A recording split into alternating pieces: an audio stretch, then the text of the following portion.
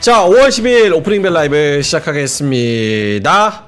본격적으로 월요일이고요. 연휴가 끝난 첫 번째 월요일입니다. 코스피가 0.63% 오르면서 2593, 2600선 거의 다 왔고요. 2595까지 갔었습니다. 코스닥이 0.4% 정도 오르면서 725. 전반적으로 시가총액 상위주, 대형주, 중형주들이 잘 가고 있는 그런 상황입니다. 하창한 본부장님 모셔봅니다. 어서 오세요. 네, 안녕하십니까. 예.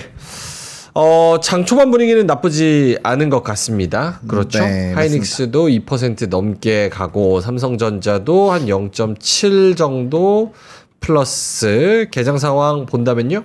네, 일단은 뭐 다들 아시는 것처럼 중국에서까지 좀 좋은 반응이 나왔습니다. 그러다 보니까 이제 뭐 미국의 나스닥 미니 지수가 1.59% 좀 급등하는 흐름들이 나타났고요. 거기에 힘입어서 우리나라 증시도 좀 기대감을 키워가고 있는 상황입니다. 그러니까 오늘 미국에서의 이런 미니 지수가 안 빠지고 본장까지 높아진다면 뭐 다음 거래일까지는 좀 연속성을 가질 확률이 좀 상당히 높지 않을까라고 보여지고요. 일단 뭐 시장 분위기 자체는 지금 상당히 좀 긍정적인 것 같아요. 뭐 코스피도 한 600 종목 상승하고 있고 코스닥도 979 종목 상승하고 있으니까 뭐 전반적으로 분위기는 매우 좋다라고 보시면 될 것 같습니다. 오케이. 지금 삼성전자 0.7, SK하이닉스 2.5 요 정도 오르고 있고요. 현대차도 0.9% 오르면서 상승 하고 있습니다. HD 현대중공업도 1% 넘게 상승, 그리고 한화오션, 그리고 HD 한국조선해양. 그러니까 조선주들도 전반적으로 좋은 그런 상황이고, 거기다가 두산에너빌리티가 오늘 2.5% 정도 오르고 있습니다. 코스피 대형주가 흐름을 가장 가져가고 있는 그런 상황인데 두산이 6% 정도 오릅니다. 그래서 두산그룹주는 지난주에 이어서 이번 주에도 계속해서 올라가고 있는 그런 상황이고, 리포트도 나왔어요. 지금 대신증권에서 달라진 두산, 달라질 주가 해서 목표가 54,000원, 54만원 내놨고요. 두산이 현재 365,500원 정도입니다. 42만원에서 54만원으로 올렸네요. 코웨이도 5.6% 상승, 두산에너빌리티도 4% 상승, 고려아연이 3.4% 올라서 역시나 이제 주주가치 제고, 여기에 대해서도 또 고려아연이 한 번 더 힘을 받는 그런 상황입니다. 우리가 그동안 계속해서 이야기하는 조방변에 대한 상승보다는 최근의 상승 흐름은 두산, 코웨이, 뭐 두산 에너빌리티, 고려아연, 한진칼, DB손해보험, 미래에셋증권, 뭐 요런 애들이 좀 가져가는 것 같습니다. 네. 이유는 뭘까요?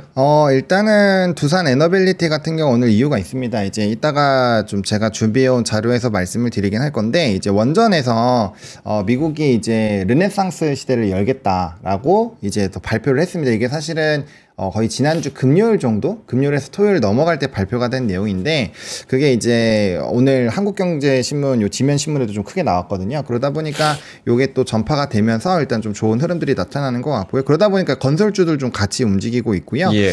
그 다음에 이제 과거 이것도 이따가 자료로 트럼프 1기 때의 무역 협상과 지금 2기 때의 협상을 좀 비교해서 말씀을 드릴 건데, 어쨌든 증권주 같은 경우는 일단 제일 큰 거는 상법 개정에 대한 기대감이 녹아 있는 것 같아요. 거기에다가 어쨌든 간에 거래대금도 좀 활성화가 되는 분위기, 거기다 주주 환원 정책에 대한 기대감이 여전히 유지가 되고 있고, 예. 요즘에 이제 금융권들 중에서는 크게 우리가 투자하는 게 증권, 보험, 은행 이렇게 있잖아요. 근데 은행 같은 경우는 지금 대출 이자가 계속 떨어지고 있어요. 그것 때문에 뭐 건설 가격이 오른다, 뭐 주택 가격이 오른다, 이런 기사들도 많이 나오고 있어서 약간 그러면 이제 예대 마진에 대한 부담감이 있는 거고, 그다음에 이제 보험 같은 경우는 계속적으로 회계 기준이 좀 애매한 부분이 있어서 사실 개인 투자자가 막 하기가 좀 애매합니다.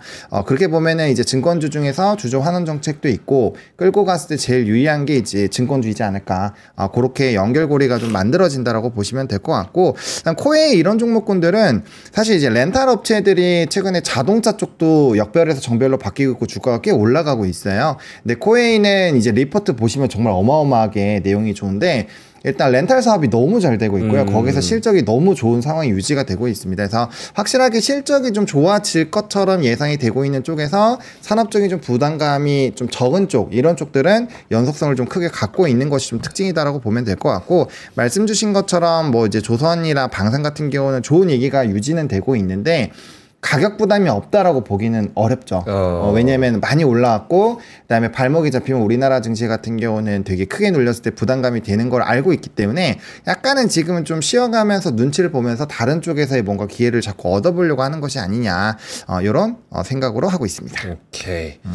알겠습니다. 오늘 전반적으로 제약바이오 쪽은 좀 많이 떨어지는 그런 상황입니다.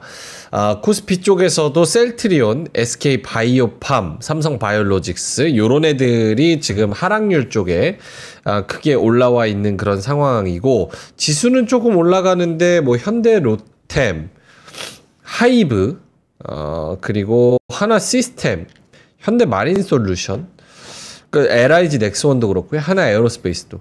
그러니까 전반적으로 우리가 조방변이라고 하는 애들이 지수가 갈 때 같이 안 가는 현상이 지금 조금씩 나타나고 있습니다. 요거는 어떻게 생각을 해야 될까요? 그 이제 지수랑 같이 안 간다라는 얘기는 결국 관세에 대한 이슈가 격화가 되고, 거기에 따라서 지수가 안 좋을 때 상대적으로 관세에 대한 무풍지대 혹은 그거랑 크게 상관이 없이 산업의 연속성을 가지고 있는 쪽이 분위기가 좋았는데, 방산 같은 경우는 그래도 오늘 좋은 뉴스들이 좀 있었거든요. 근데 이제 재건 쪽이 좀 움직이다 보니까 뭐 약간의 좀 반대의 수급적인 흐름도 있는 것 같고요. 그다음에 엔터 같은 경우는 조금 이유가 있었어요. 이게 이제 우리가 중국 쪽에서 공연을 하기로 했었던 그 아티스트가 있는데, 그게 돌연 좀 취소라고 해야 될까요? 좀 이게 뒤로 밀린 거죠. 이펙스라고 이전에 조금 이렇게 이슈화가 됐었는데 9년 만에 한다. 근데 이게 3주 앞두고 돌연 연기가 됐는데, 이 공식적으로 소속사에서는 뭐 그냥 일정을 추후에 공지하겠다 정도만 얘기를 했지, 뭐 왜 연기됐고 그런 거에 대한 내용이 없었거든요. 그러다 보니까 해당 부분들이 약간은 조금 뭐 이 엔터주들에 대한 새로운 흐름으로 만들어진 것 같고요. 근데 이제 주가가 사실은 넥스트 거래소에서는 되게 많이 좀 빠졌었던 종목군들도 있는데 좀 말아 올리긴 했어요. 근데 다시 한번 좀 하락폭이 나오고 있어서 이건 좀 일단 단기 세론 정도로 보시는 게 맞을 것 같고, 근데 그렇다고 해서 막 엄청 폭락이 나온 건 아니니까 산업에 대한 기대감이 여전히 좀 있는 것이 아니냐. 그래서 이렇게 보면은 오히려 반대로 중국의 한한령해제 이슈로 엔터가 올랐다기보다는 그냥 엔터 산업에 대한 하반기에 뭐 아티스트 활동, 그리고 이제 뭐 오프라인 공연, 이런 것들에 대한 기대감이 더 높다라고 생각을 하고 해당 산업을 보는 게 조금 더 맞는 해석이 되지 않을까라는 부분으로 조금 긍정적으로 생각해보면 그렇게 갈 수 있지 않을까 생각합니다. 알겠습니다. 오늘 로봇 관련주들이 꽤 많이 오릅니다. 전진건설 로봇, 그리고 두산 로보틱스, 레인보우 로보틱스, 현대건설 기계도 오르고 전반적으로 다 오르는 그런 상황인데, 네. 재건 쪽으로 봐야 될까요? 아니면 로봇에 따로 이슈가 있는 걸까요?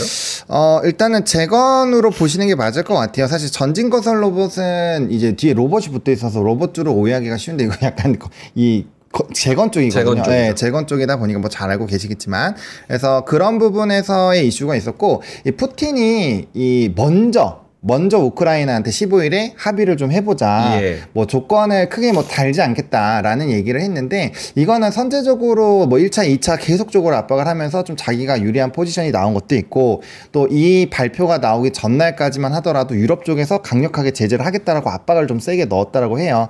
그러니까 이제 미국에서도 압박하고 유럽 쪽에서도 이제 어느 정도 터질 것 같으니까, 그래, 오케이, 그러면 약간 좀 협상 테이블에서 얻어낼 거 좀 얻어내겠다, 이런 부분으로 보시면 될 것 같아요. 그래서 최근에 사실 재건주들이 꼭 그렇게까지 막 이슈가 되거나 그러진 않았잖아요. 그러다 보니 그런 상황에서 러시아 쪽에서 처음으로 먼저 어떤 스탠스를 보여주니, 이거는 뭔가 한번 수급 쏠림이 나올 만하지 않을까? 라는 부분으로 보시면 될 것 같고, 물론 로봇에 대한 좋은 얘기들은 많이 있기는 한데, 저는 로봇이 주도주로 올라올 수 있는 거는 결국엔 뭐 테슬라 옵티머스에 대한 그런 공개들, 그리고 이제 중국 쪽에서의 뭐 이런 물품들, 그런 것들이 하반기에 좀 모멘텀이 있거든요.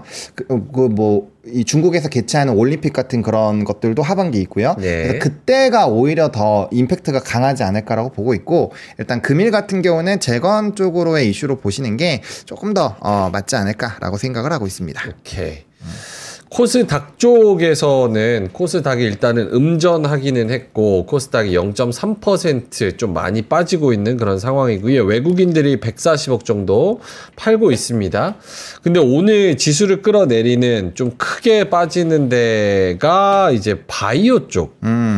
D&D 파마텍도 그렇고요. ABL 바이오, 알테오젠, 펩트론 뭐 이런 애들 4%에서 7% 정도 빠지고 있고 네. 거기에다가 엔터까지 JYP의 YG엔터, 뭐 디어유 이런 애들 같이 빠지면서 카페24는 오늘 또 빠지네요. 4%. 네. 이런 애들이 갑자기 많이 빠지면서 좀 지수를 끌어내리고 있습니다. 전반적인 큰 그림부터 작은 그림까지 어떻게 봐야 하는지. 네, 일단은 바이오 쪽은 이제 간밤에 트루스 소셜에서 트럼프 대통령이 또 의약품 관세에 대해서 되게 강력하게 발언을 한 게 있어요. 네. 제가 그 문구는 지금 준비를 못했는데 그 의약품 관세가 다시 좀 임박을 했다라는 부분에서 압박이 나오는 것 같고 이게 이전에 의약품 관세 처음에 스토리가 나왔을 때 우리 이제 전반적으로 사실 기술 수출하는 기업들은 크게 상관이 없었는데 다 예. 그냥 얻어맞았잖아요.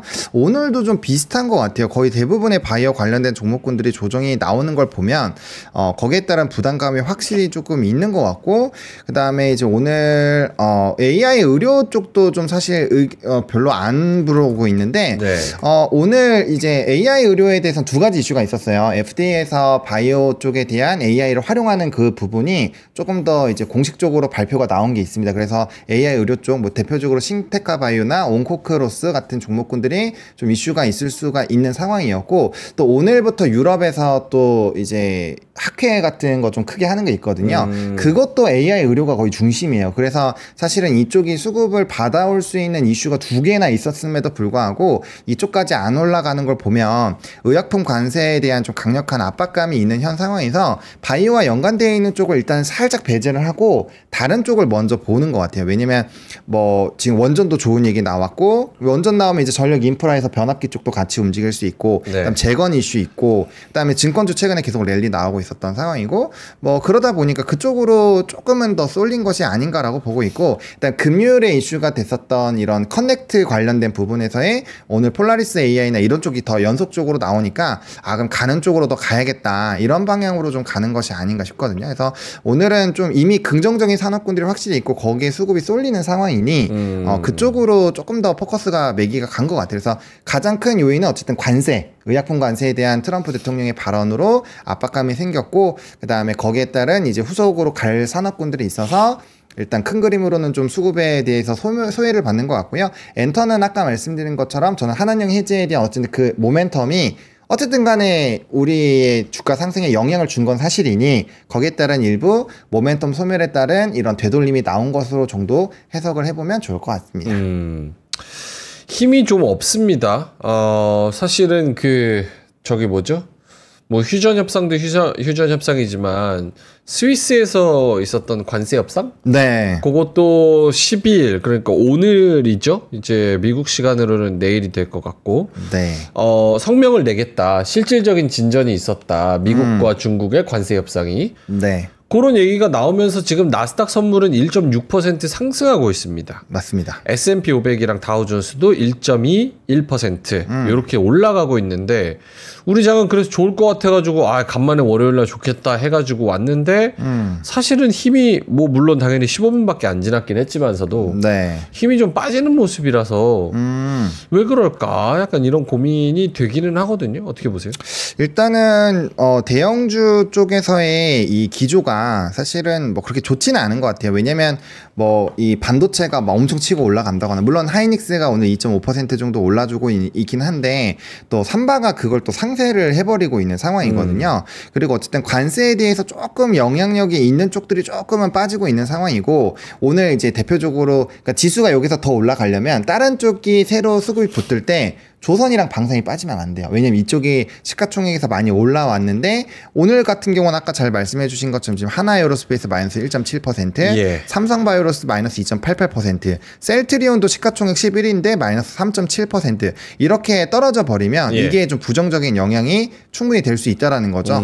그래서 오늘은 좀 올라가는 쪽들이 이제 세론이 나오는 것들과 맞붙여 봤을 때 이게 좀 상승하는 흐름을 일부 상승하는 상쇄하는 분위기로 넘어가고 있다라고 보시면 될 것 같고, 그다음에 이 자료를 한번 좀 보면요, 이거 이제 말씀을 해주신 것처럼 이게 이제 이 기사가 나오면서 미니 지수가 뚝 하고 올라간 건데, 트럼프 대통령이 어쨌든 간에 이런 우리가 이 협상이나 이런 내용들을 통해서 자기네들 엄청나게 수익을 얻고 있다, 요런 또 트루 소셜에 대한 내용을 이 아저씨는 잠도 안 잤죠. 새벽 3시 26분에 뭐 우리 시간과 다르니까 당연히 깨 있는 시간이긴 하지만 어쨌든 뭐 그런 내용이 나왔고, 정말 많이 나오고 있어요. 거의 하루 이틀만 커버 안 하면 막 몇백 개가 올라와 있으니까 엄청나게 많이 올라와 있는 상황이고, 이게 지금 시점에서는 긍정적으로 평가를 하는 게 맞죠. 왜냐면 미국과 중국이 스위스에서 만난다고 했을 때 사실 우리 지난주 스탠스 보면 정말 한 번에 좋은 내용이 나올까라고 갔었잖아요. 근데 결과적으로는 좋은 내용이 나왔어요.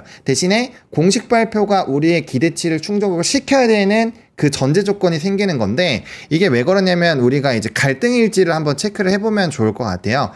과거에 우리가 이 1기 첫 번째 협상안이 나오기까지 얼마나 지지고 볶고 했냐면은 이제 2018년 5월 3일에 북경 1차 무역 협상이 개최하기 전에도 사실 얘기가 많았던 부분이고, 그 다음에 이제 1차, 2차, 3차, 4차 거의 5차까지 가면서 1차 합의를 들어갔거든요.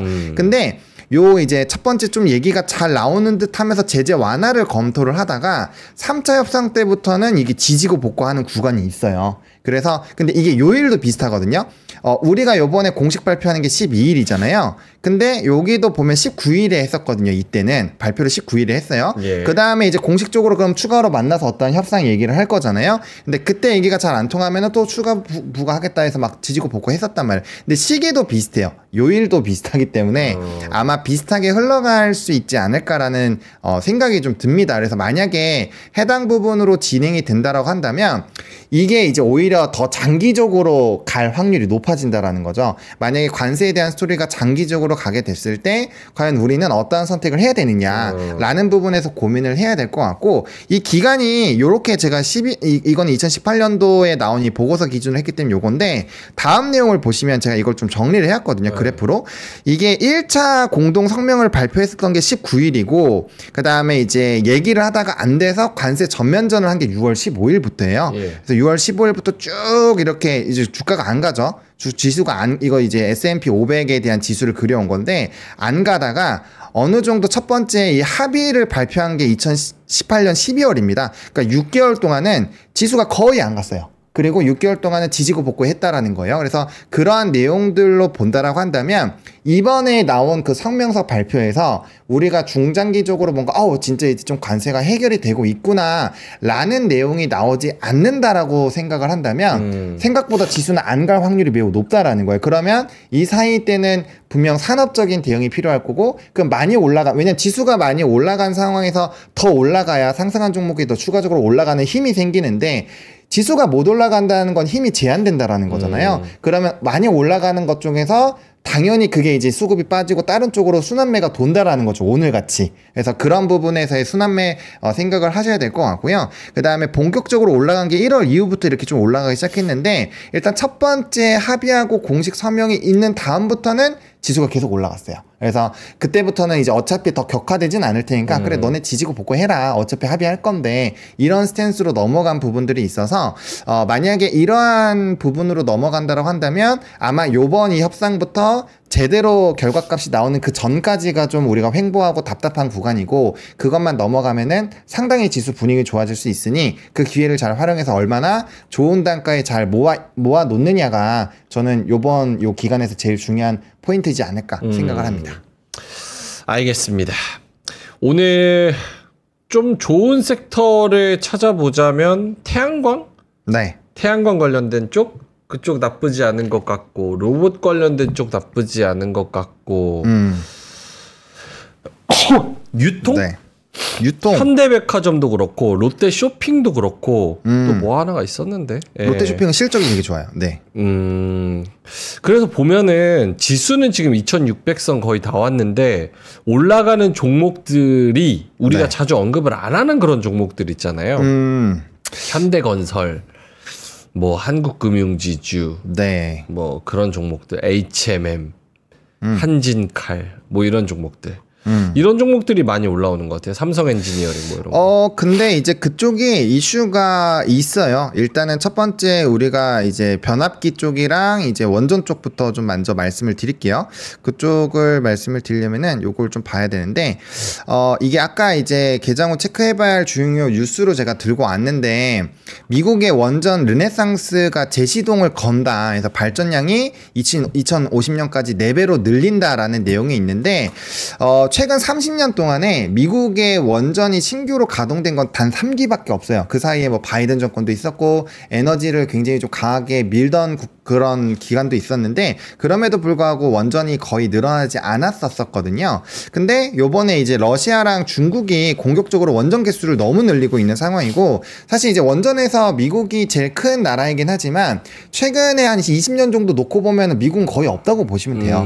그 정도로 영향력이 많이 떨어졌어요. 그래서 개발도상국에는 특히나 러시아가 거의 독보적으로 다 가져가고 있다라고 보시면 되죠. 예. 그러면은 이제 미국 입장에서는 그 그러니까 태양광과 풍력이 있는데 풍력을 안 하고 태양광에 집중하는 것도 결국엔 중국을 배제하기 위함이잖아요. 그렇기 때문에 이제 원전도 가동할 수밖에 없다라는 얘기가 나오고 있고, 일단 발전 용량도 보시면은 지금 이렇게 떨어지다가 향후에는 굉장히 좀 크게 올라간다라는 부분이거든요. 근데 저는 이게 계속적으로 말씀드리지만 AI에 대한 발전 흐름은 계속적으로 나올 수밖에 없고, 실질적으로 트래픽도 지금 엄청나게 늘어나고 있는 상황이죠. 그러면 갑작스럽게 이런 GPT나 뭐 그림 만들고 해보면 이게 데이터가 굉장히 소모가 심할 텐데, 예. 그거에 대한 에너지를 어디서 끌고 올 거라는 거예요. 그래서 원전밖에 없다라는 거고, 그래서 뭐 SMR이라든지 미국이 저는 웨스팅하우스에서 왜 그렇게 우리나라를 그렇게 괴롭힐까라는 생각을 해봤을 때도 이게 계속 커질 수밖에 없고, 이게 사실 돈이 안 되면 되든지 말든지 무슨 상관이에요. 그렇잖아요.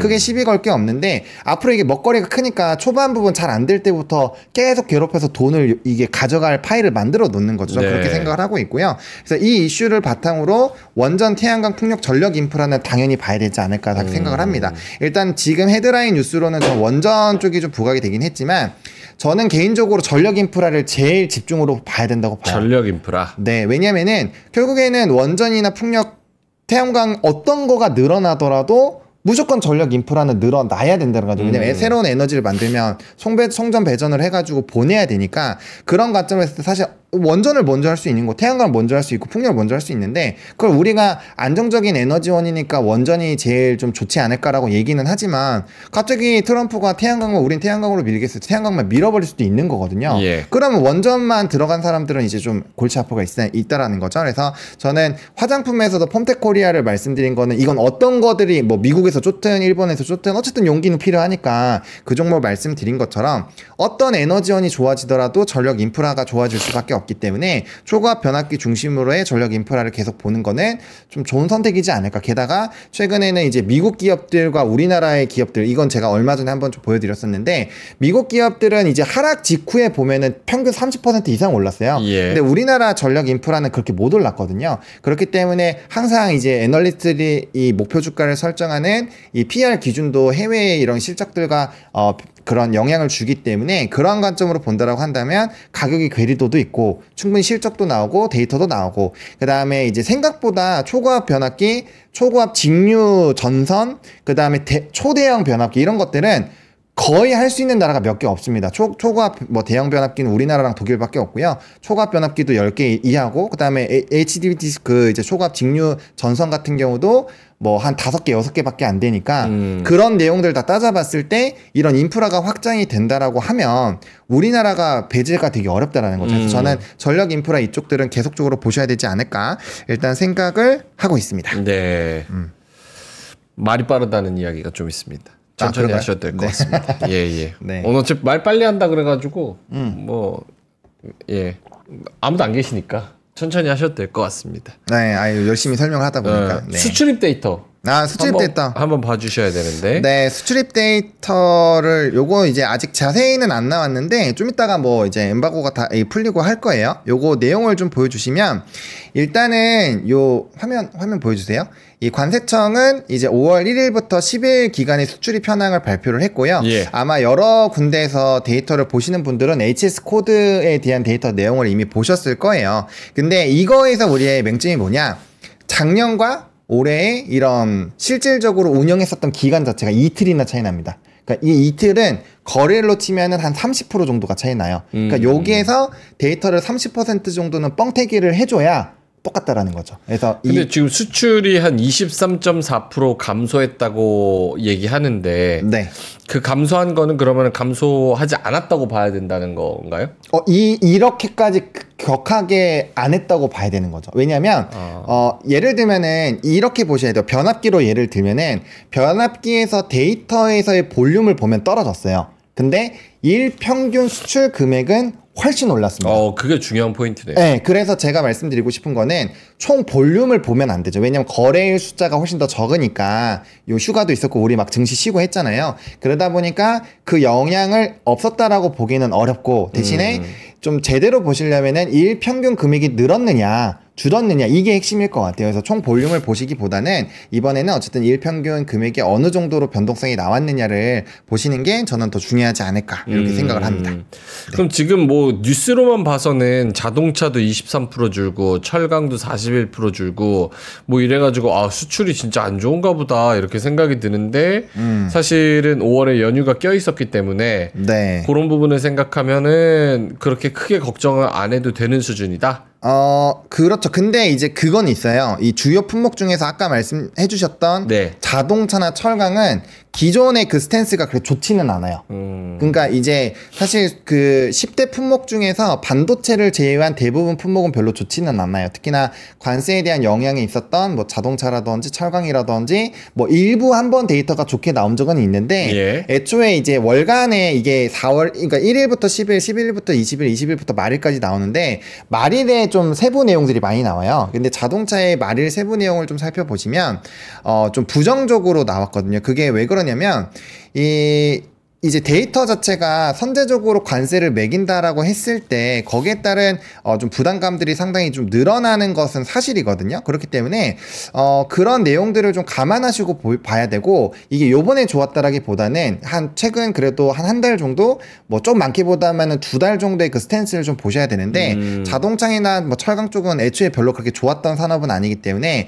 그쪽에서는 좀 생각을 해보셔야 될 것 같고요. 제가 봤을 때는 뭐 반도체라든지 화장품이라든지 약간 수출입 데이터로 플러스 마이너스 좀 영향을 많이 받는 산업군들 있잖아요. 변압기도 마찬가지고요. 그런 내용들을 보시고 거기에서 이제 주요 지역에서의 수출입 동향 보시고 일평균 수출 변동성을 체크를 동시에 하셔야 이게 데이터를 명확하게 이해를 할 수 있다. 그리고 이건 잠정치고 그 다음에 또 이제 11일부터 20일까지 이게 데이터가 월간 데이터에서도 이게 어떤 산업군들은 후반에 좀 집중되어 있는 쪽이 있고요. 왜냐면 수주가 뭐 월말에 나온 애들 있고 월 중순에 나온 애들 있잖아요. 거기에 따라서 다 달라요. 그렇기 때문에 그 기조 자체를 조금 알고 보셔야지 이 데이터를 정확하게 이해를 할 수 있다. 그래서 뭐 제가 말씀드리고 싶은 거는 결론적으로 이 데이터에 왜곡이 조금 있었다라는 건 인지를 하시되 이 정도로 심각하게 좋진 않은 걸로 보면 안 된다.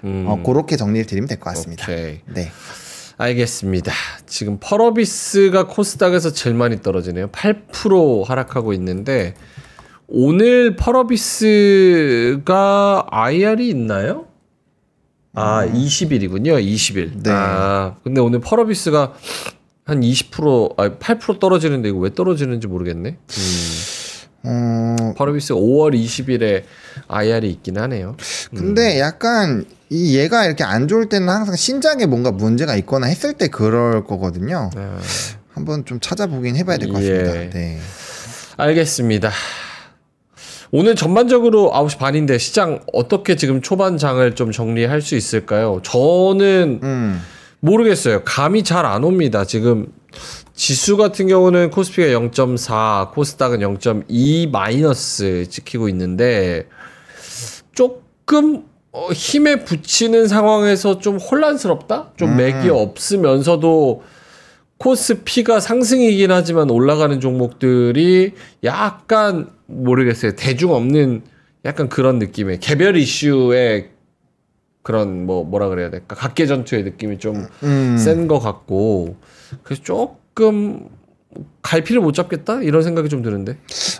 그것도 맞습니다. 왜 그러냐면은 그렇게 느낌이 드는 게 기존에는 이제 조선방산 쪽이 좀 주도를 하면서 뭐 하이닉스도 올라가고 그다음에 기타 다른 우리가 좀 주목했었던 52주 신고가를 계속 갱신하던 산업군들이 계속 상승을 해줬잖아요. 그러다 보니까 예를 들어서 조선이랑 방산이 조금 쉬더라도 연속성을 가지던 산업군들이 계속 상승을 하니 뭐 시장 분위기 나쁘지 않은 것 같아 이렇게 생각을 하실 텐데, 오늘 같은 경우는 뭐 대표적으로 변압기랑 원전도 최근에 체코 뭐 수주나 이런 노이즈가 있어가지고 주가 막 위아래 변동폭이 있었잖아요. 그리고 변압기 같은 경우도 조방변으로 항상 불리다가 조방만 하고 변압기 빼버렸잖아요. 그러니까 어떻게 보면 단기적으로 좀 소외가 됐었던 그런 산업군들. 그리고 건설은 주가 추이로만 보면 너무 좋은데 사실 코멘트는 그렇게 많이 안 됐었던 산업군들이고, 그다음 증권도 최근에는 뭐 얘기하긴 했지만, 뭐 이전에도 얘기하긴 했었지만, 그거는 이제 워낙 오래전이고 또 이제 중간에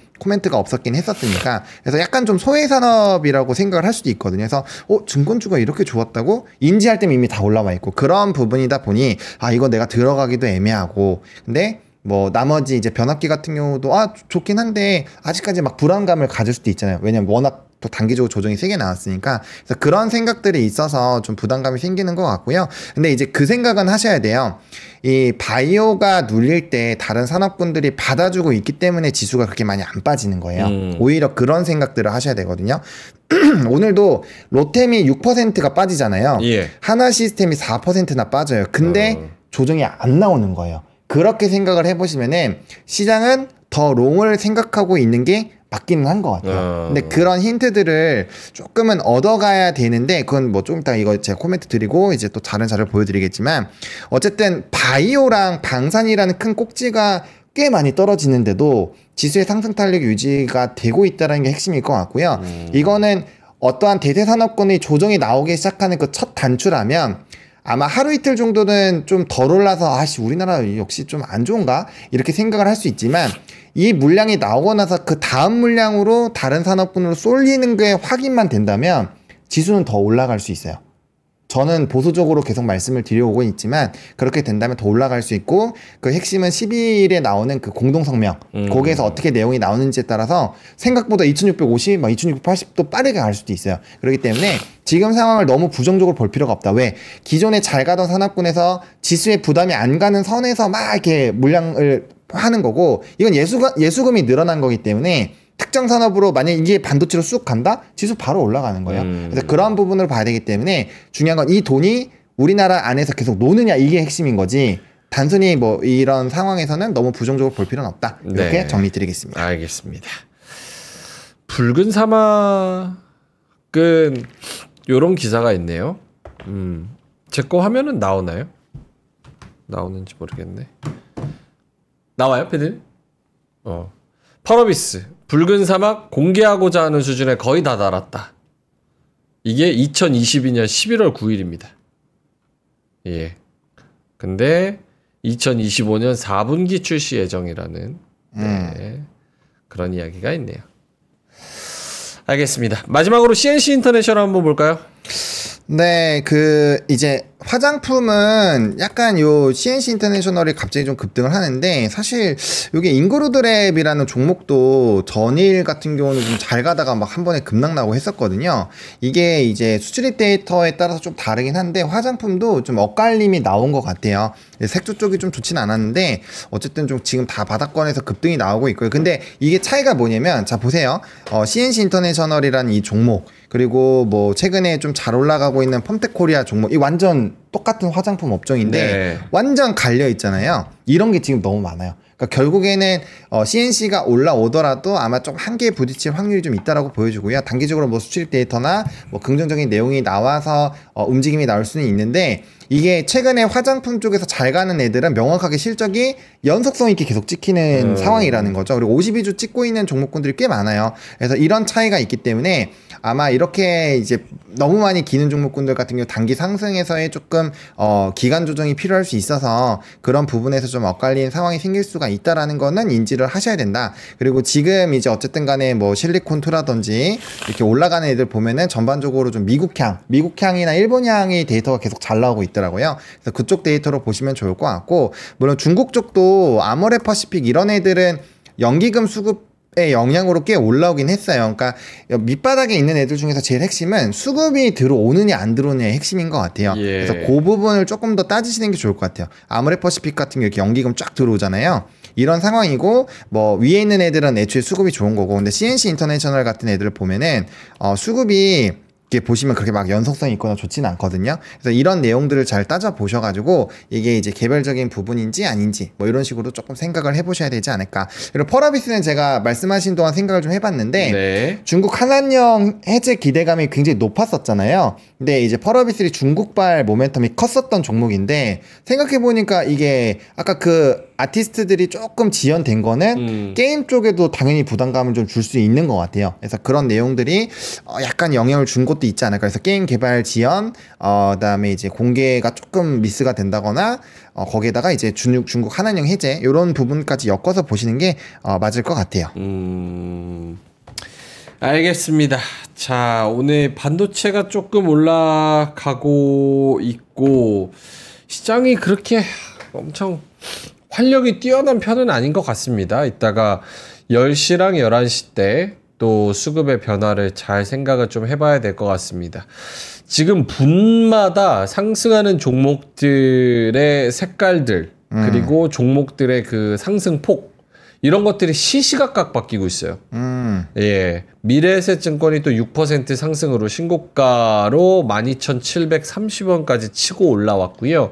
미래에셋증권이 6.6% 상승입니다. 오늘 한국금융지주도 5% 이상 좋고 NH투자증권, 삼성증권, DB손해보험 이렇게 금융주들이 전반적으로 좋은 그런 상황입니다. 그래서 참 지금 좀 종잡을 수 없다 약간 이런 생각이 좀 들고요. 증권주는 계속 뭐 말씀을 드렸지만 좋은 것 같아요. 근데 이게 위치가 지금 꽤 많이 올라왔거든요. 거의 다 52주 신고가예요. 네, 한국금융지주 와 이거 한번 보여주실까요? 한국금융지주 봐봐요. 이거를 저 때가 2200 찍었을 때인데 4월 9일날 요 때부터 지금 한 달 동안 64,000원에서 88,000원까지 거의 1.5배가 올랐습니다. 맞아요. 그렇죠? 엄청 많이 올랐어요. 야, 어마어마한 이런 이것도 미래에셋도 마찬가지고 그래프가 거의 다 비슷해요, 그렇죠? 네, 거의 똑같습니다. NH투자증권, 삼성증권 뭐 이런 종목들. 네, 미래에셋증권도 그렇고. DB손해보험이야 뭐 보험사니까. 그래서 증권주들이 뭐 저희가 지난주, 지지난주에도 설명을 하긴 했지만 어떤 기대감으로 오르는 건지 다시 한번 좀 짚어본다면? 네, 일단 뭐 상법 기대감이 있다라고 보시면 될 것 같고요. 그 다음에 생각보다 그 이제 증권 쪽에서도 PF의 연관성이 높다 보니까 건설 경기가 좋아지고 건설업이 좋아질 때는 그 부담감이 많이 줄어요. 실질적으로 이미 그 부담감이 상당히 많이 줄어들어 있는 상황이고 거기에다가 이제 그 해외 커버리지 해외에서의 이런 수수료가 살 때는 싸겠지만 팔 때는 되게 비싸거든요. 그래서 그 커버리지가 훨씬 더 비쌉니다. 그래서 브로커리지 쪽 수익도 굉장히 좀 좋은 거고 그다음 우리가 요즘에 뭐 미국만 하는 거 아니거든요. 주변에 잘 뜯어보시면 일본 하시는 분들도 많고 유럽 하시는 분들도 많고 중국 하는 분들도 많아요. 그리고 또 중요한 게 이제 절세 계좌가 막 붐이 일어나다 보니까 과거보다는 그 ETF 투자가 많아지는 거고 이제 그런 절세 계좌를 활용한 금액이 점점 늘어나고 있잖아요. 그런 부분에서도 유지 운용 수익률이 계속 늘어나는 구조인 거죠. 거기다 제일 큰 거는 상법 개정 기대감. 그래서 그렇게 붙어 있다라고 했을 때 뭐 연속성이 나올 확률은 좀 상당히 높지 않을까. 그래서 이거는 단순히 증시가 계속 좋아지는 것만으로 간다라는 것보다는 과거에는 그런 얘기가 많았거든요. 증권주가 올라가면 끝이다. 이런 이제 과거에 그 매너리즘이 있기는 해요. 네네. 근데 저는 지금은 그건 아닌 것 같아요. 증시의 그런 분위기랑 상관없이 이제 국장만 하는 게 아니기 때문에 해외 증시가 활발하게 되면 미국 증시로 다들 뛰어가잖아요. 예. 그렇기 때문에 그 브로커리지 수익이 과연 빠르게 없어질까 그건 아니라는 거죠. 그리고 아직까지 PBR 수준이 너무 낮다. 산업 리포트 보시면 목표 주가 대부분 다 되게 높습니다. 예. 그래서 이런 주주 환원 정책에다가 그런 것들을 복합적으로 본다라고 한다면 우리가 부담스러운 거는 주가의 위치일 뿐이지 연속성이 그렇게 빠르게 소멸될까에 대해서는 조금 고민을 해봐야 되지 않을까 생각합니다. 알겠습니다. 자, 전반적으로 지금 코스피 지수는 0.6, 2593. 야금야금 오늘도 참 이게 지금 며칠째인지 모르겠어요. 한 일주일 반, 2주 된 것 같은데 시장이 왜 이렇게 답답하지 하면서 지수는 야금야금해서 2600까지 올라와 있습니다. 지금 코스닥도 양전했고요. 0.1% 상승 723 요 정도로 집계가 되고 있습니다. 김장현 본부장님 오늘 왜 안 나오셨냐는 그런 채팅들이 꽤 많네요. 예, 오늘 왜 안 나오셨나요? 회사에서 뭐 회의가 길게 하신다고. 회의. 네, 아무래도 이런 변곡점이 있으면 예. 좀 그렇죠. 논의를 많이 해야죠. 이게 부업이신 거네요? 저는 이게 본업입니다. 아, 그래요? 전 부업입니다. 왜 부업이에요? 전 한량이 본업이고 영어는 이제 재밌어서 하는 거니까. 네. 네. 오늘 또 회의가 있으시다 그래가지고 세미나 있으시다 그래서 못 나오셨다고 네. 그런 얘기를 합니다. 예. 광고 하나 하고 가겠습니다. LG 노트북 필요하신가요? 저희가 LG 그램을 가지고 왔습니다. LG 그램 15형 13세대 코어 i7 새 상품 가지고 왔는데요. 200대 한정으로 맞춰서 가지고 왔고요. 139만 원의 핫딜입니다. 원래 정상가가 187만 원이래요. 근데 저희가 새 상품을 139만 원대에 가져왔다고 합니다. 256기가 모델 SSD 요게 139만 원이고요. 512기가 모델은 144만 원. 시중가 대비 약 47만 원 이상 할인이라고 합니다. 요즘 충전기 안 주는 곳도 있대요. 근데 이제 노트북 충전기, 노트북 가방, 유선 마우스, 랜 젠더까지 해가지고 저희가 139만 원에 드리고요. 스펙은 한번 들어가서 클릭해서 찾아보시면 좋을 것 같습니다. 코어 i7, 램 16기가, SSD 256기가, 15.6인치 IPS 패널, 지문인식도 되고 윈도우 11도 깔아주고 LG전자 공식 새 상품이고요. 1년 무상 보증 해준다고 합니다. 5만 원 추가하면은 SSD 512기가로 업그레이드 된다고 해요. 그래서 저희가 여기 가져왔는데 와 진짜 가볍긴 진짜 가볍다. 와. 학생들 요새 저기 뭐야 이 노트북 가지고 다니면서 공부하니까 이런 거 좋잖아요. 지문 인식도 되고 좋네요. 네. 그래서 싸게 한번 가져가 보시면 좋을 것 같고요.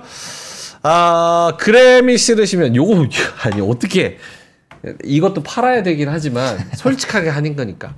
아니 어떻게 이게 더 무겁냐 이게 이거보다 이게 팔리겠냐고 그러면 아이고 하지만 이건 이거 나름대로의 용도가 있는 거죠. 그렇죠. 이걸 누가 가지고 다니면서 합니까? LG 패드인데 이렇게 보면서 이렇게 어디 거치해 놓고 보는 디스플레이 용도잖아요. 인강용. 요거는 이제 가지고 다녀야 되고 요거는 가지고 다닐 수가 없죠. 이렇게 무거운데 어떻게 가지고 다녀요? 막 다룰 수 있어요. 그냥 이렇게 패드 놓고 영상 보는 용도로 LG전자 G패드 10.1형 LTE 플러스 와이파이 S급 리퍼비시 제품이래요. 26만 1,000원인데 진짜 싸다.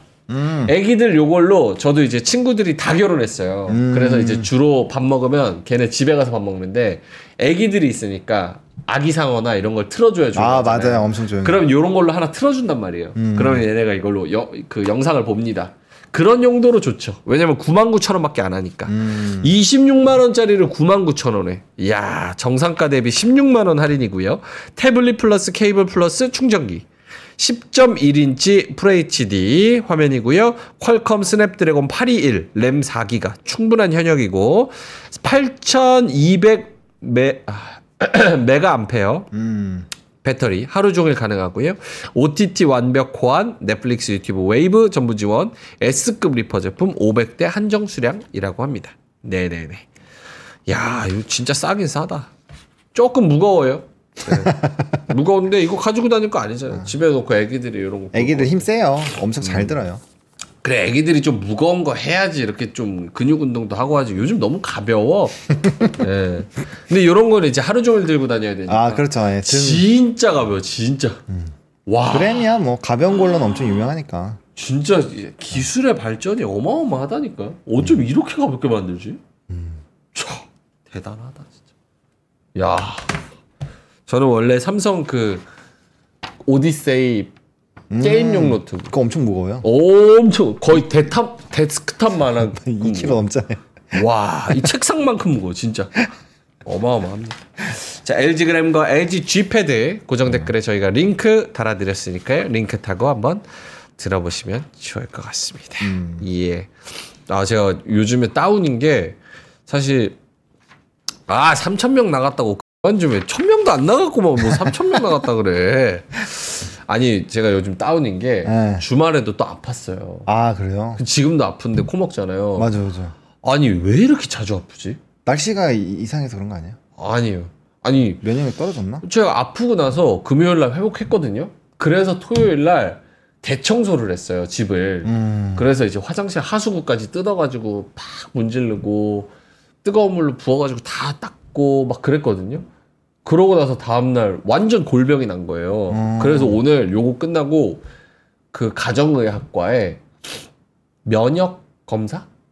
그 무슨 뭐가 있던데? NK 뭐 이뮨 검사? 배 뭐 하는 거? 모르겠어요. 근데 그거를 검사를 받아봐야 될 것 같아가지고 근데 너무 아파서. 그럼 뭐 이따가 안 와요? 아니요 와요. 더럽다고. 예, 뭐가 아니 열심히 집중서 했다고 하니까. 근데 그 집중서 할 때 마스크 썼어요? 민준아 쇼프로냐? 네 개인사 말하는 시간이 더 긴 것 같아. 개인사 30초만 했다. 30초.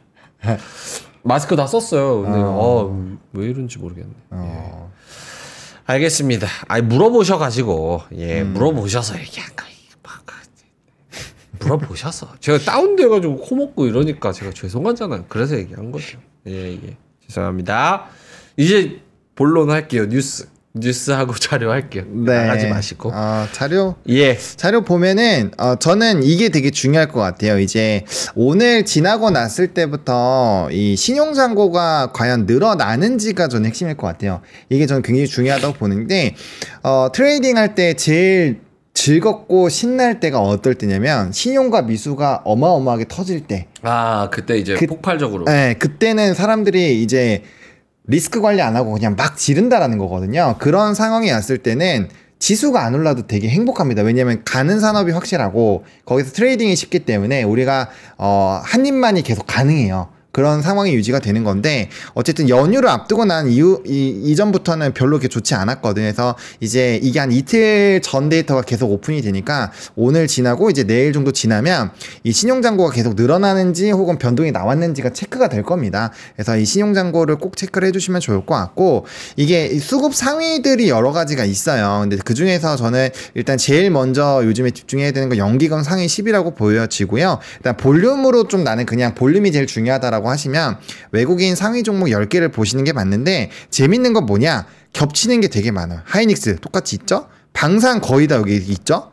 그다음에 변압기나 뭐 이런 것들 공통적이진 않지만 그래도 가까이 껴있거든요. 그러니까 지금 원전도 사실 원전이나 변압기도 우리는 별로 막 이랬었을 수 있지만 실질적으로 외국인과 연기금은 계속적으로 그쪽을 주목하고 있었다라는 게 핵심이라는 거죠. 네. 그래서 이거는 주 단위로 꼭 체크를 하시면 되게 큰 도움이 많이 되고요. 여기서 중요한 거는 요번 주가 지나갔을 때 연기금 상위 일주일에 저는 방산이 있는지 없는지가 핵심일 것 같아요. 그게 없어지면 분명 그게 다른 쪽으로 채워질 거거든요. 그러면 그게 엄청 연속성을 가질 확률이 높다고 봐요. 그래서 그 산업이 어떤 게 되는지 예를 들어서 삼성이랑 하이닉스가 동시에 들어오고 나머지 소부장들이 막 들어온다. 그러면 전반적으로 증시가 많이 올라갈 수 있기 때문에 뭐 그때라면 다시 지수도 버셔도 될 것 같고 대형주 중심으로 보시는 게 맞을 것 같고 아니면 이제 개별 산업이 많이 들어온다. 이래버리면 일기 때랑 비슷하게 산업적인 흐름으로 유지가 될 확률이 높구나. 그렇기 때문에 난 트레이딩으로 해야 되고 산업적인 매매를 해야 되겠구나 해가지고 산업 리포트 열심히 보시고 네. 증권가에서 목표 주가 막 빵빵 올리는 그런 기업 리포트 정리하셔가지고 매일매일 업로드를 하셔야지 지금 시장을 쫓아갈 수 있다. 그래서 이 수급만 놓고 봐도 저는 수급을 왜 중요하게 보냐면 다른 거 다 필요 없습니다. 수급은 공부하는 사람, 공부하지 않는 사람 그 모든 사람이 의사결정을 해서 딱 찍힌 데이터예요. 그렇죠. 네, 그렇기 때문에 결정을 한 최종 데이터죠. 결정을 한 최종 데이터이기 때문에 내가 이 어떠한 특정한 내가 만약에 차티스트예요. 그럼 차티스트의 생각이 있잖아요. 펀더멘탈 투자면 펀더멘탈 투자자의 그 마인드가 있단 말이에요. 근데 그거에 대해서 좀 벗어날 수 있어요. 그래서 조금 더 합리적인 선택을 할 수 있기 때문에 항상 이런 수급 흐름을 보셨으면 좋겠고 개인 상위 10위는 전 개인적으로 조금은 배제를 하시는 게 맞지 않을까. 뭐 물론 1등은 당연히 삼성전자일 겁니다. 하지만 그 나머지 종목군들은 좀 사실 소외 종목이 많아요. 예를 들면 네이버, 카카오 뭐 이런 애들이 많거든요. 2차 전지도 많고요. 그래서 뭐 지수가 올라갈 때 꼭 영향을 주는 종목군을 제외했을 때는 나머지 개인 수급이 많이 쏠린 쪽을 잠시 배제하는 것도 도움이 되지 않을까. 저는 이렇게 생각을 합니다. 약간 뭔가 이상해요. 지금 생각해보면 물론 이상한 게 하루 이틀은 아니었지만 네. 봐봐요. 관세 협상도 미중 관세 협상 지금 그래도 실질적인 협의 뭐 진전이 있었다. 물론 끝난 게 아니지만 이제 시작이지만 이전보다는 상황이 훨씬 좋잖아요. 그렇죠. 그래서 관세 협상도 진전이 있다고 하고 환율도 1,400원, 1,500원 간다고 막 이러다가 지금은 1,390원, 80원대로 내려왔고 맞아요. 오늘도 1,394원이에요. 거기다가 분위기도 뭐 나쁘지 않은 것 같고, 거기다가 이제 계엄 지나고 나서 대선도 결국은 후보 등록 지금 주말 동안에 하고, 3파전으로 지금 뭐 이재명, 김문수, 이준석 이렇게 나온다고 하고. 맞아요. 어느 정도 뭔가 세틀이 되고 있는 상황인 것 같은데, 왜 이렇게 외국인이 잘 안 사고, 좀 약간 질질 약간 뭔가 수도꼭지 새는 느낌? 그렇죠. 새는 느낌으로 계속 빠져나가고는 있어요. 저도 그게 조금 고민이긴 한데, 제일 핵심은 저는 그 수출 데이터인 것 같아요. 결국에는 아무리 정권이 좋아진들, 아무리 무역 협상이 좋아진들, 예. 일단 우리나라에서의 수출입 데이터가 방향성이 빵하고 정해진 건 아니잖아요. 그 데이터가 이제 공개가 되고 거기에 따라서 우리나라 데이터가 향후에 이 정도가 나옵니다. 그래서 경제 성장률이 이 정도로 봅니다. 라고 했을 때 이전보다 좋아지지 않으면 저는 안 들어온다고 봅니다. 그래서 결과적으로는 이 수출입 데이터에 대한 그 내용이 좋아지는 상황이 생겨야지만 저는 외국인이 세게 들어올 것 같아요. 네. 그러면은 정말 시원한 상승이 나올 건데 그게 안 나오면은 좀 아쉽긴 하지만 근데 재밌는 거는 또 외국인이 집중적으로 사는 종목군들이 있어요. 근데 그런 종목군들이 지수에 또 영향을 주는 애들이긴 해요. 그러니까 이게 보면은 외국인이 답을 시원하게는 안 주지만 그래도 우리가 고민하는 사이에 2,500에서 또 거의 2,600까지 왔잖아요. 은근슬쩍 이렇게 자리 잡았다가 항상 빵 터지는 구간은 하는 순간에 탁 나오는 경우가 많다. 그래서 너무 외국인 수급을 부정적으로 볼 필요 없고 계속 볼륨이 빠졌기 때문에 항상 많이 빠지면 또 나중에 많이 들어옵니다. 그래서 그런 내용으로 생각을 해보신다면 오히려 다음번에 뭔가 수급이 들어왔을 때는 훨씬 더 세게 갈 수 있겠구나. 그런 생각도 한번은 해볼 수 있지 않을까 생각을 합니다. 다음 대세 상승 섹터 뭘 것 같아요? 그러니까 조방변 지금 1년 갔고 그 전에 2차 전지 갔고 조방변 갔고 이제 화장품 슬슬 가는데 사실 화장품을 대세 상승이라고 하기는 어려울 것 그렇죠. 같고 그러니까 어느 정도 규모가 있어야지 이게 대세 상승으로 가는 건데 반도체 한번 왔고 2차 전지 왔고 그 다음에 조방변 아니지 2차 전지 왔고 반도체 왔고 조방변 왔고 그 다음 게 가야 되는데 뭐가 있을까요? 저는 뭐 이제 산업 제바 쪽에서 AI 의료 쪽. 왜냐하면 규제가 확 풀려가고 있는 상황이라서 그래서 이제 반도체랑 그쪽 특수한 종목군들인데 거기 시총이 좀 작기는 해요. 그래서 약간 애매하긴 한데 어쨌든 기술 수출이랑도 엮일 수가 있는 거죠. AI가 발달하면 신약 개발이 빨라지니까 그럼 이제 기술 수출 기대감이 높아질 수 있고 그러면 지금 로열티가 나오고 있는 종목군들이 좋아질 테니 그런 관점으로 보면은 뭐 ABL 바이오, 알테오젠, 리가켄 바이오 뭐 이런 애들 계속적으로 보실 수 있지 않을까라고 보고 있고요. 그 다음에 저는 오히려 그래서 AI 쪽에도 어쨌든 계속 엮이는 게 하드웨어잖아요. 그러니까 저는 그 생각이 들어요. 미국에서 물론 소프트웨어가 독보적인 거는 맞아요. 하지만 소프트웨어랑 하드웨어랑 지금 괴리가 굉장히 커졌거든요. 이전에도 하드웨어만 너무 올랐을 때 소프트웨어가 그 키높이를 맞췄어요. 네네. 그래서 이번에는 반대로 소프트웨어가 좀 쉬어갈 때 하드웨어가 분명 치고 올라가지 않을까. 왜냐면 데이터는 좋아졌는데 미래에 대한 그 불확실성이랑 그 꼭지로 계속 못 올라가게 만들고 있거든요. 그럼 이제 그런 거죠. 그 강아지가 앞에 밥이 있어요. 그럼 막 가고 싶어서 막 침 질질 흘리고 있는데 계속 기다려 해서 막 못 가고 있는 거예요. 막 이러고 있는데 그렇죠. 이게 불확실성이 딱 풀리면 이제 개처럼 먹는 거지. 달려간다라는 거죠. 그렇죠. 그렇게 될 수 있지 않을까라고 보고 있어요. 그렇게 돼야 지수도 올라가니까 저는 그런 관점에서 보면은 반도체랑 바이오를 좀 엮어서 이렇게 볼 수 있는 그런 여러 가지 산업군들 그렇게 되면 당연히 전력 인프라는 계속 봐야 되는 거고요. 그래서 그런 방향으로 몇 개 꼭지를 잡아 놓으시면 그래도 뭐 좀 어느 정도 방향성을 맞출 수 있지 않을까 생각을 합니다. 알겠습니다. 다음 대세 상승에 대해서 다들 아이디어가 각각 다르네요. AI, 변압기 더 가야지, 자율주행 로봇이다, 지주사, 원전 뭐 이런 아이디어도 있고요. AI 자율주행, AI 의료 소프트웨어 말씀도 해주시고요. 알겠습니다. 개라고 하지 말라고. 애견인들이 있어서 강아지. 우리 애기. 반려견. 반려견 좋다. 개가 어감이 어휘가 좀 안 좋아요. 예. 저희가 저기 뭐야. 개처럼 왜 이렇게 개가 어감이 안 좋지? 뭔가 개처럼 먹는다. 어떤 특정한 한 분이 많이 사용을 하셔서 그런 게 아닐까. 아, 개 같다 이렇게.